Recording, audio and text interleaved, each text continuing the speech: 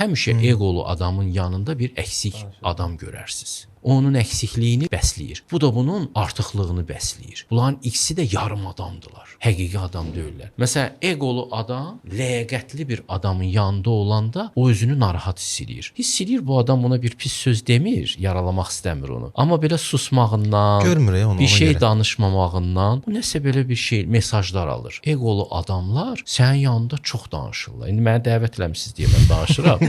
Yox, estağfurullah. Adətən qohumların arasında onlar danışırlar, mən qulaq asıram. Fərqində olmayan adamlar var, bilmir hansı yerdədir. O fərqindəliyi olan adamın yanında əksi adam da özünü taras hiss eləmir.